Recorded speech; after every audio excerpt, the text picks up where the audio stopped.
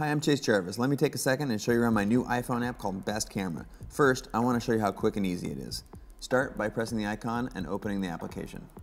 That brings you to the main page. From here, you can access all of the controls. I'm going to start by accessing an image from the camera roll. I'm going to pick one here. It loads into the main display window there, and at the bottom I've got a series of filters.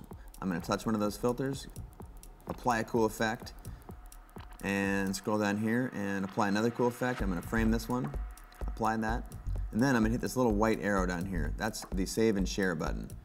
I've got a variety of places I can share to. Like right now, I'm going to save to Facebook, Twitter, thebestcamera.com. I'm even going to scribble a little note here on Twitter. I'm going to say, howdy.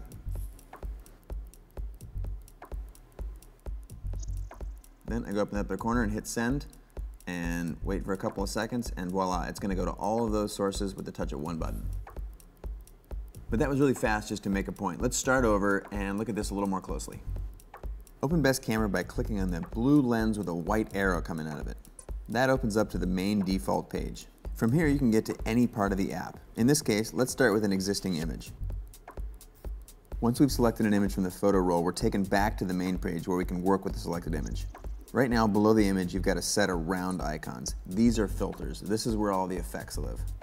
You can see I can scroll back and forth here really easily, and these four icons here, the four flags, they each apply a really cool effect. It's kind of a one-touch, instant polish look ready to share. Over to the right on the dock, you'll see 10 other filters that are equally easy to apply. These are what we call the tool filters. They allowed you to lighten and darken, fade, add contrast, and all kinds of tools. In this case, I'm going to darken this image a little bit. And then maybe let's add some contrast and apply that. And let's see, maybe warm this up a little bit, see how that looks, and apply that. Lastly, there's a bunch of finishing filters here in the end. There's a vignette, a square crop, and a frame. I'm going to apply a frame. At any time you want, you can just touch the image and all the tools and filters slide away. With this application, you can stack all these filters and create almost infinite possibilities. Want to see what happened if you wanted to change the order or remove one of the filters you've already applied? Check this out. I think you're going to like this. By clicking this icon in the upper right hand corner, which looks like a couple of stacked filters, it's going to give you a display of all of the filters you have applied in this image.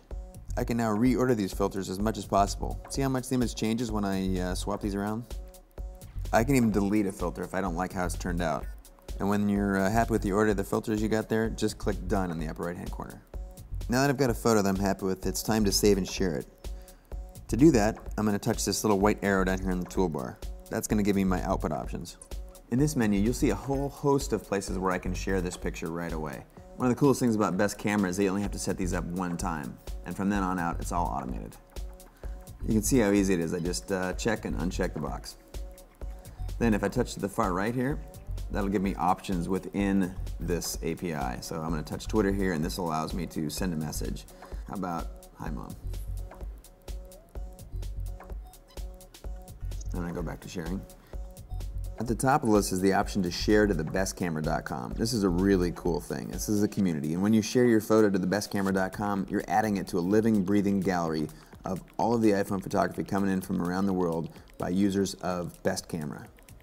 More about this amazing feature in just a second. And then go back up to that right-hand corner and hit send. And that picture is going to go out to all those sites. From there, you're taken back to the main page of Best Camera. Here you can work up more images, or if you go down in the lower right-hand corner here and you touch this globe, this is your in-app portal to thebestcamera.com. You can either choose recent or hit popular. Under the popular tab, you're going to get to see the images that are the most highly rated within the community. Clicking on a thumbnail in the visualizer will take you to a full display of the image. From here, if I want to, I can click info and find out who created that picture. And this is where it gets cool. I can go to the bottom here and I can click this button and rate this picture. I can give it a thumbs up if I like it. In this case, since this picture is mine, I can't actually rate it, but you get the picture. In the event that someone posts content that you find objectionable, you just have to touch this X in the right-hand corner here. That'll prompt you to make sure that you know you're not voting a thumbs down, but you're really saying it's objectionable content. But we want you to focus on thumbs up. Go back to the visualizer page here. Up in the upper left-hand corner, you'll see a tab called Book. I created the world's first book of just iPhone pictures, and it's called The Best Camera is the One That's With You. click the blue button at the bottom of the page, and that'll take you to a website that'll give you more information about buying the book.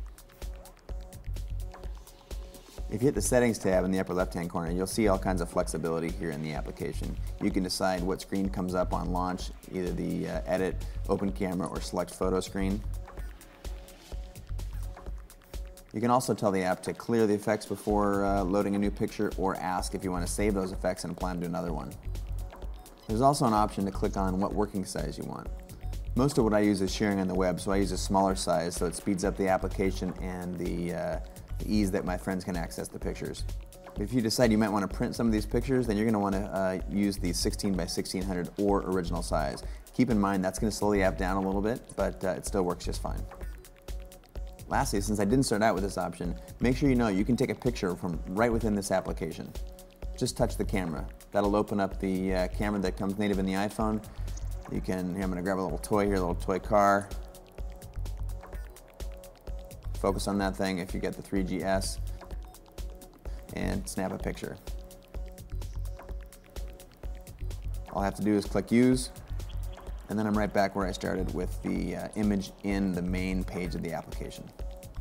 All right, that concludes our tour of Best Camera. I hope you think it's the most simple and powerful photo application developed for the iPhone, and that allows you to take great pictures, apply cool effects, and share them with your friends online easier than ever before. Thanks for taking the time to watch this vid, and look forward to seeing your pics online soon. Ciao.